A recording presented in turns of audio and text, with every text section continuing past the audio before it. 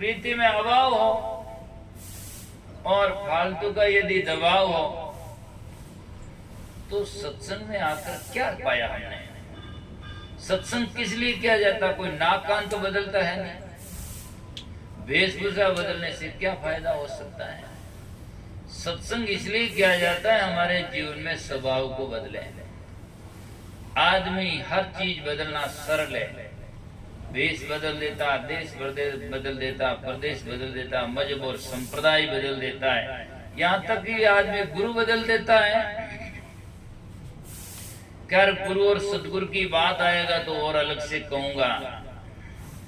यदि गुरु छोड़कर सदगुरु के पास में जाए तो कोई जाकर के सजनों गलत नहीं है, लेकिन सत्य ज्ञान को छोड़कर जाकर के रोड गोदोड़ में जाएं और वास्तव में समझ में नहीं आए तो नुकसान हो सकता है। यदि किसी को तसल्ली हो, जिस फैक्ट्री में हम लगे हैं और वहां हमें 500 रुपया मुनाफा हो रहा है, आगे फैक्ट्री में हमें यदि 1000 दे रहा है तो बढ़िया बात है, जा सकता है, कोई बात नहीं। पर जिस दिन से सजना ऐसा तो न हो कि भूल में 1000 वाले की छोड़कर हम 500 वाले में तो नहीं चले जाएं, तो जीवन गर्त में चला जाएगा। इसीलिए सजना सदगुरु कबीर साहब के सिद्धांत को, मूल को छोड़ करके भूल में जाना तो हाथी के ऊपर से उतर करके गद्दे पर बैठने के सिवाय क्या हो सकता है? उसे कुछ नहीं हो सकता है। इसलिए सजना संत महापुरुष कहते हैं, जब से मन प्रतीत भई है तो दिन दिन ओगुण छूटन लागा, बढ़ने लागी प्रीति नहीं है। उन भक्त की, उन संत की या उन जिज्ञासु जन की प्रीति रात दिन बढ़ती जाती है, प्रीति में अभाव नहीं होता है। तो इसीलिए तो सजना भक्त जो होता है ना, तो वो कैसे बनता है, उसका एक अलग अलग परिणाम है। संत को, भगत को, एक तो बनता अभाव से, कोई कमी हो जाए, नुकसान हो जाए तो कोई साधु बन जाए या बोली जाए किसी महाराज से दीक्षा ले लें, माता पिता लाल खत्म हो जाए। एक तो बनता है अभाव से, दूसरा बनता है प्रभाव से। कोई संतों की वाणी सुनकर के उसका जीवन बदल जाता है, तो उसे प्रभाव कहते हैं। एक महात्मा की वाणी सुने उसका जीवन बदल जाता है। तो दूसरा बनता प्रभाव से और तीसरा बनता है स्वभाव से।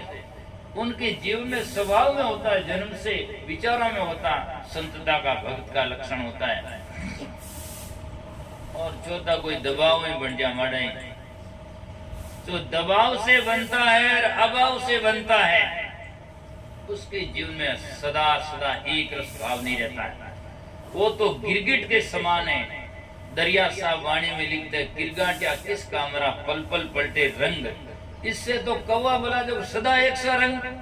गिरगिट बरसात के टाइम में 10, 5, 9 रंग करता है, 7 रंग करता है, और सर्दी में देखो तो पता नहीं कहाँ घुसता है, कोई पता नहीं मालूम पड़ता है। इससे तो कौवा ठीक है, बाहर से भी काला, भीतर से भी काला, दोनों में निर्णय तो हो। इसीलिए भक्त होता है कबू को भरिया समंद सान, कबू को ये छांट। कबू तो उनका दिल समुद्र के समान भरा हुआ दिखाई देता है, और कबू छांट पर भी कुछ नहीं, तो जन दरिया ये दूध का सूखे ये किरगांठ, वो किरगांठ के समान है। इसलिए संत महापुरुष कहते हैं, हमारा भाव संसार में सजना कोई भी बात को प्राप्त करने के लिए, कल्याण प्राप्त करने के लिए सब कम ज्यादा हो जाए। शरीर तो कम ज्यादा हो ही रहा है, उम्र कम होती जा ही रही है, और क्या, कंठ और आवाज है, उम्र, ये तो सब शरीर में कम होता जा रहा है। लेकिन इन सब को कम होने से परवाह नहीं करने पर, लेकिन हमारा भाव कम नहीं होना चाहिए। यदि भाव कम हो गया तो सजना सब खो गया, कुछ भी नहीं बचा सीता है। बाजार में भी भाव गिरता है तो लोगों के कितना नुकसान होता है, पर यदि हृदय में भाव गिरता है तो वो भवसागर से कैसे तीरता है, वो तो ऐसे मर जाएगा। इसलिए भाव संसार में सजना हमेशा के लिए गहरा बनाए रखना चाहिए, और भाव ही प्रधान है। चाहे बाजार में जाओ और चाहे सत्संग और भक्ति भजन में जाओ, यहाँ भी आओ, और भाव होगा तो अच्छी तरह से सुन पाएगा, और भाव नहीं होगा तो कोई नींद लेगा, कोई पता नहीं उठ कर भाग जाएगा, क्योंकि उसके श्रद्धा नहीं, भाव नहीं है। इसलिए भाव के बिना भीतर में चाव नहीं होता, और जब तक जाकर के सब चाव नहीं लगता तो सत्संग का रसा स्वादन नहीं आता, और रस नहीं आता तो फिर वो उसको बैठा नहीं रह सकता है। तो जब से मन प्रतीत वही है, दिन दिन वो गुण छूटन लागे। उनका लक्षण यह है कि एक एक को गुण छूटता जाएगा। पहले क्या करता था, नशा करता था, आज नहीं करता है। पहले जाकर के सजनों सोए रहता 8-8 बजे तक, आज सोया नहीं रहता है। पहले नियम और पाठ कुछ नहीं करता, समय से पाठ करता है।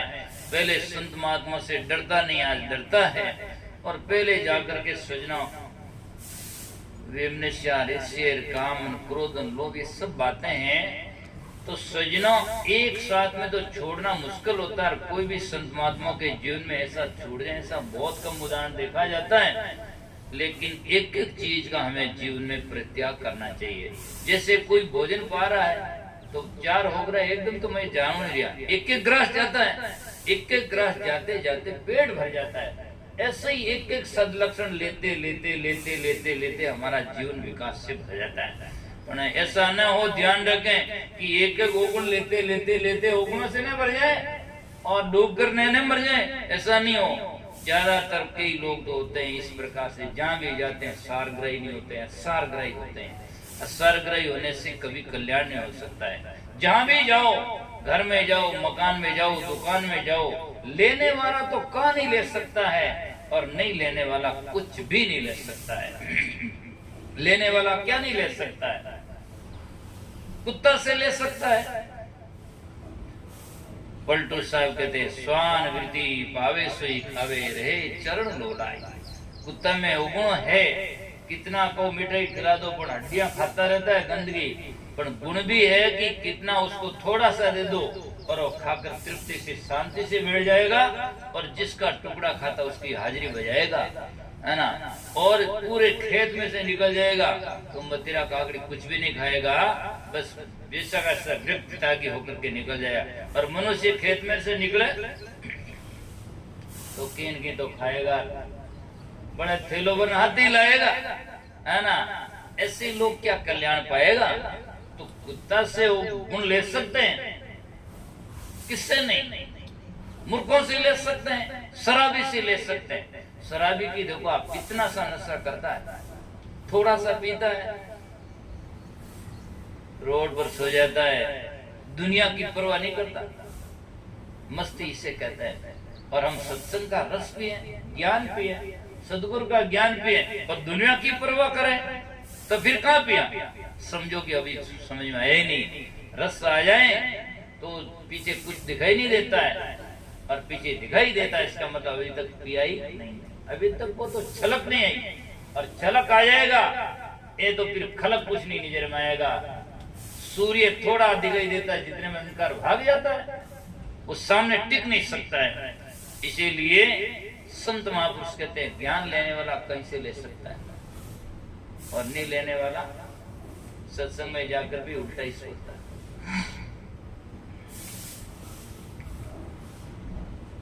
एक कोई बहु संत घराने से आई नए घर में, आगे ससुरा, सासू, पति, ननद सब खड़ूस, कोई सत्संग सुनने के लिए तैयार नहीं, अच्छा सुनते नहीं, समझते नहीं।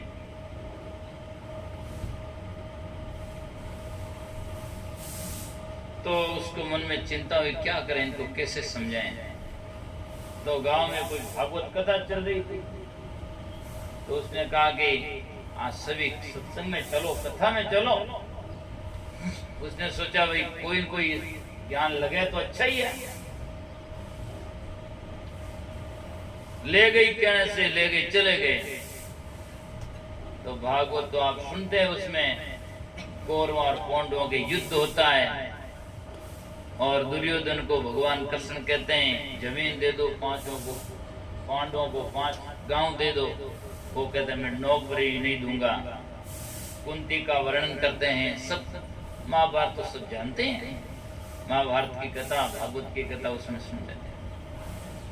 तो सुन लिया, और शाम को या सत्संग के बाद में घर आए तो बहू ने पूछा, सबसे पहले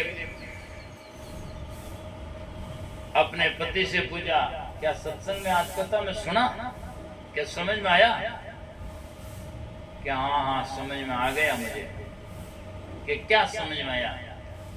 कि इतने दिन तो मैं जानता कि एक पुरुष की नार पतिव्रता होती है और जाकर के,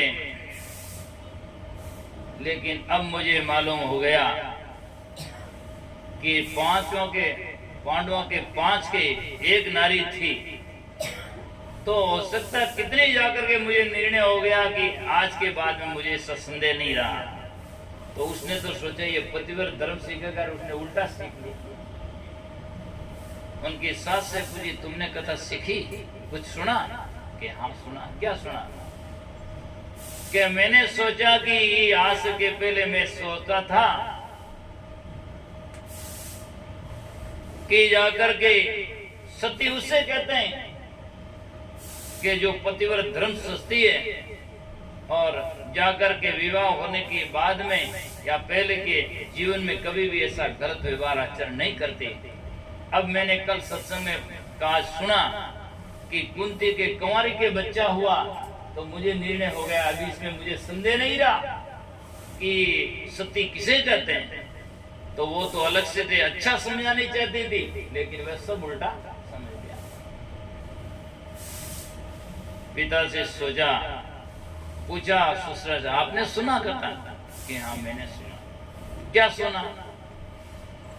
कि मैंने आज के पहले तो सुना कि कभी भाई से कभी भाई बैर नहीं करना चाहिए, लेकिन आज मैंने कथा में सुना पांडव और कौरव में कितना बैर हुआ, तो मैं करूं तो कोई नई बात नहीं है। तो जाकर के उल्टा उल्टा सीधा सीख लिया। तो सज्जनों और अपने पति से पूछा कि तुमने क्या सुना? कि आज के पहले तो मैं सोचता कि हमारे जमीन के बारे में झगड़ा होगा तो हम झगड़ा नहीं करेंगे, भाई जितना चाहो ले लो हम। लेकिन अब तो मैं आज के बाद में दुर्योधन से पूछा तो उसने कहा मैं भाइयों को एक सुई की नोक टिके जितनी जमीन नहीं दूंगा। तो महाभारत में ये कथा आती है, तो मैं क्यों दूंगा आज के बाद में? मैं नोक टिके मैं भी कभी नहीं दूंगा जाकर।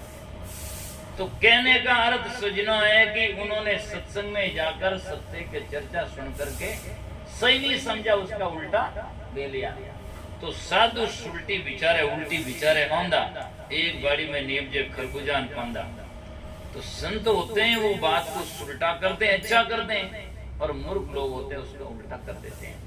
तो इसीलिए सज्जनों सारग्रही होता है वो सार लेता है, और असारग्रही कहीं भी होता है तो उसमें जाकर असार ही लेता है।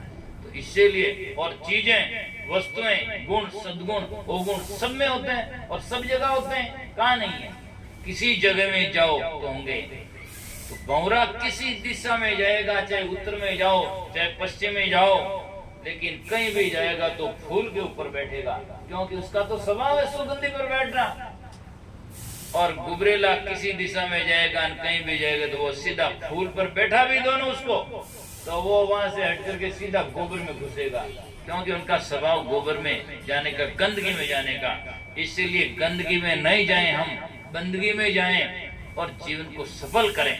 तो इसीलिए कहा गया है सुख सागर मुख मंजन की ना। सुख सागर सत्संग और ज्ञान है। यहाँ आकर के हमारा मन को साफ करो, हमारे हृदय को साफ करो। सुख सागर मुख मंजन की ना, स्वाति बूंद नहीं सीप ले। स्वाति बूंद को सीपी जैसा ग्रहण करती है वैसा पकड़ ले। जिज्ञासु होता है, शब्द को सीपी में जैसे लेता है ऐसे अपने शब्द को ले लेता। स्वाति बूंद ने सीप लई, माणकपुर में मोती उपजे हीरा हंसा भेद भई। माणकपुर जो है ये मानव जन्म में, और मोती इसमें ज्ञान है, और वो संसार में सत्संग में पैदा होता है। तो यहाँ आकर के सत्संगी भक्त भजन करके अपने ज्ञान को अर्थात परमात्मा को प्रकट कर लेते हैं, अर्थात अनुभव कर लेते हैं। हीरा हंसा भेद भई है। हंसा होता हीरा मोती चुगता है, और जाकर के सजना बुगला वही आता तो मंचे खाता है, क्योंकि उनका जाकर के सजना हंसा बुगला एक रंगा और गुणा से गम पाए रहे। हंसा और बुगला दोनों एक समान दिखाई देते हैं, पर गुणों से उसकी पहचान होती है। हंसा तो मोती चुगे बुगला मच्छियां खाई रहे, है ना। हंसा मोती चुगता और बुगला मच्छी खाता है, इससे मालूम पड़ जाता है ये बुगला है और ये हंस है। ऐसे ही जाकर के जो सद्गुणी होता है और जो दुर्गुणी होता, सज्जन होता, उनके गुणों से पहचान होती है कि ये सद्गुणी है, ये सत्संगी है। तो फिर कहते हैं सुरत निरुद्धोय लागो दाव भाव बनायो, दाव ना मौका लग गया, मानव जन्म मिल गया, संत मिल गए, गुरु मिल गए, अब कमी किस बात की, अब भाव बन जाए, भाव बनायो। तो महापुरुषों ने कहा लागो दाव भाव बनायो, सदगुरु मिल गए, सा सही है। सा नाम बड़े सेठ होता ना, तो सेठ का मतलब होता है, सेठ तो दुनिया में बहुत हैं, लेकिन जो भक्ति और ज्ञान के सेठ हैं वो संत महात्मा होते हैं। सदगुरु मिल गए, सा सही है। तो बाड़ी बड़े घटे नहीं कबू परम तत्ले मानते है। उन सदगुरु की ज्ञान की पूंजी बाड़ी बढ़ती है पर कभी घटती नहीं है, और घट जाए तो सोच लो अभी जाकर के उस वस्तु और व्यापार का उसे बहुत नहीं हुआ।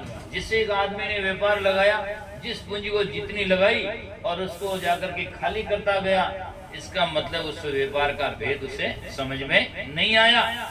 और यदि व्यापार का भेद समझ में आ जाता है तो पूंजी को वो घटाता नहीं, धीरे धीरे बढ़ाता है, बढ़ती जाती है। तो सोच लो कि वास्तव में व्यापारी सही है। ऐसे ही हम सतनाम के व्यापारी आए, हम सतनाम व्यापारी, कोई एक लादे कांसी पीतल, कोई एक लौंग सुपारी, हम तो लादे नाम धनी का निर्भय खेप हमारी, आए हम सतनाम व्यापारी।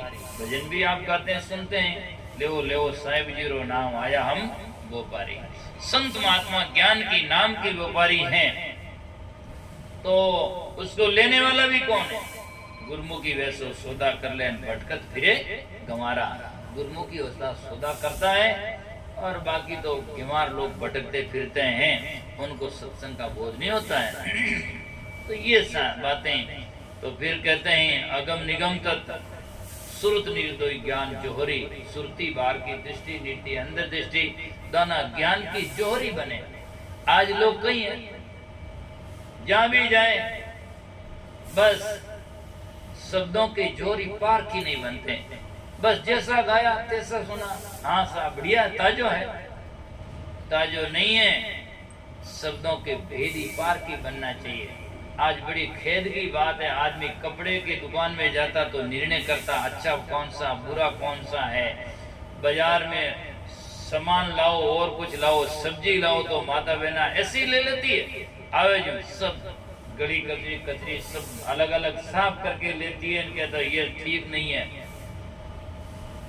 तो भजनों में कुछ भी गाओ, कोई छाप नहीं, कोई बेटा रो बाप नहीं, कोई हृदय साफ नहीं, जिसका कुछ भी नहीं, गाते जाओ ताजो है, क्या ताजा हो गया? ऐसे नहीं।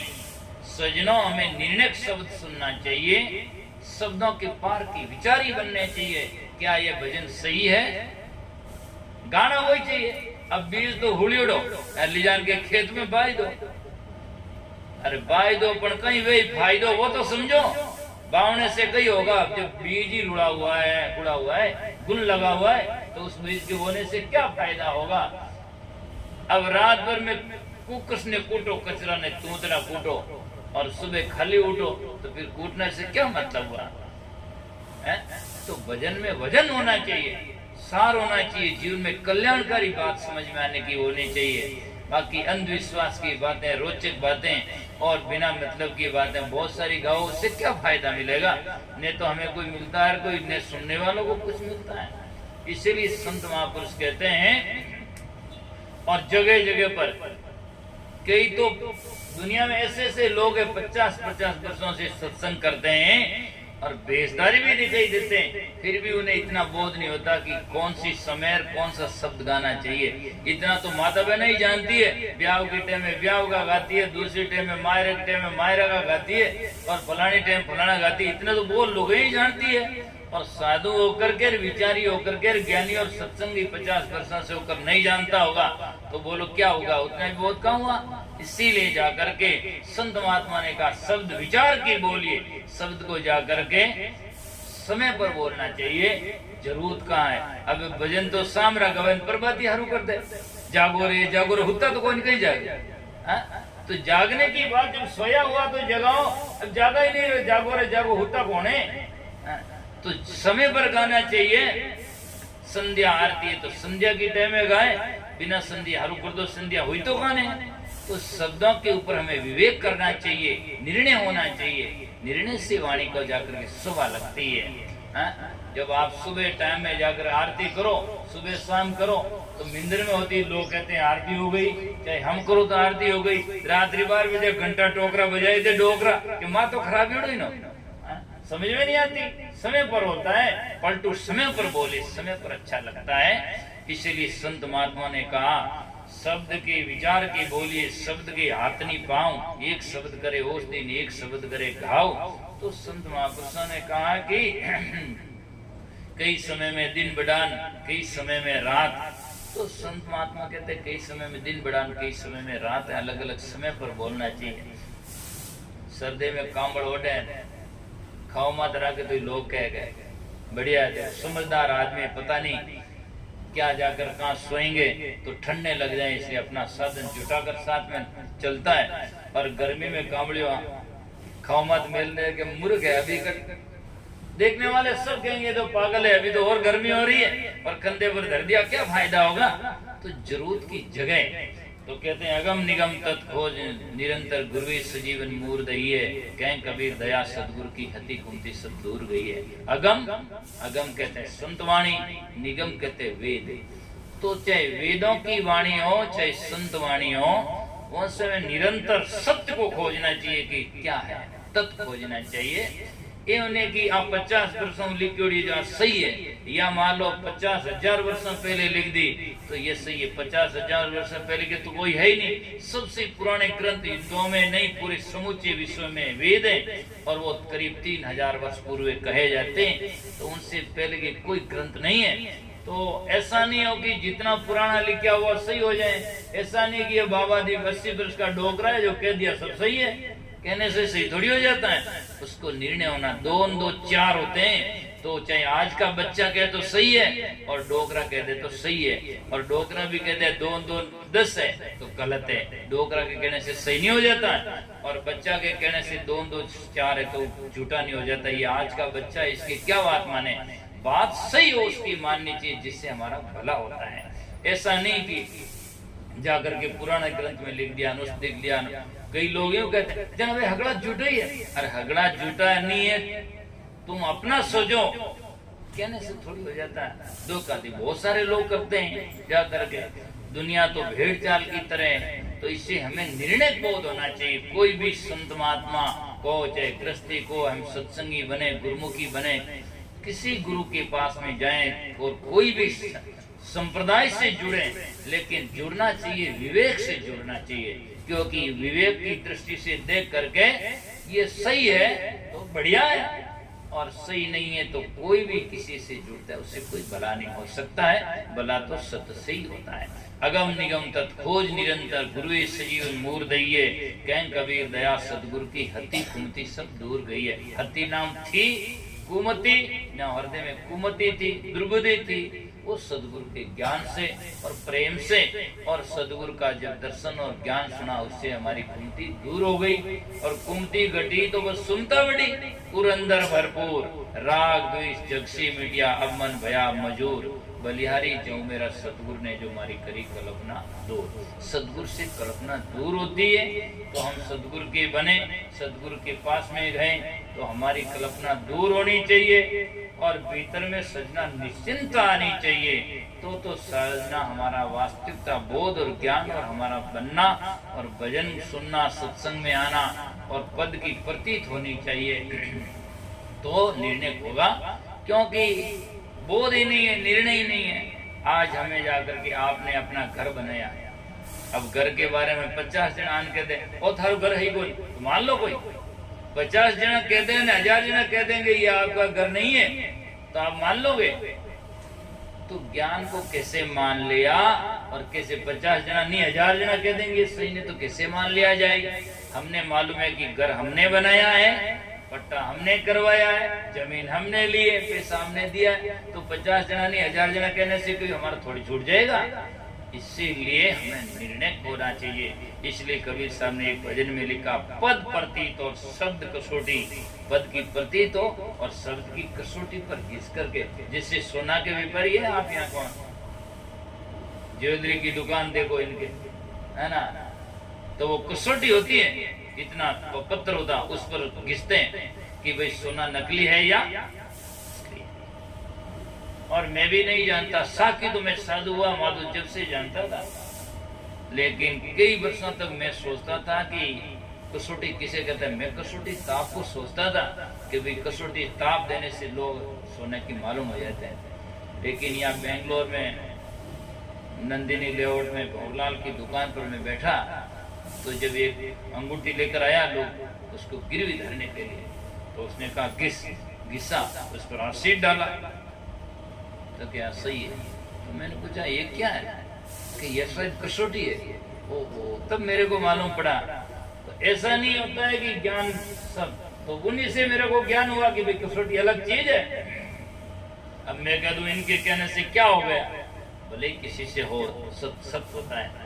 तो पद प्रतीत और शब्द कसौटी, जिससे सोना को कसौटी पर घिसकर उसका निर्णय किया जाता सोना असली है या नकली है। ऐसे ही वाणियों को शब्दों की कसौटी पर घिस के देखना चाहिए ये सही है या नहीं है। पूरा इतिहास वाणी कहती है कि संतों का मानव जन्म दुर्लभ है, मानव जन्म दुर्लभ है। और दूसरा लोग वाणियों गाते हैं, काश बाकाश भी रहता संबंध में होता हीरा दास। जब काश बाकाश भी भजन कर सकता है तो मानव जन्म की जरूरत ही क्या, क्यों रोना है, वही भजन कर लोगे। वैसे नहीं होता, शब्दों की कसौटी को समझो। इन्हीं शब्दों के साथ में वाणी को विराम देते हैं और समय से आप हमेशा के लिए जहाँ भी आपको बताई जाए और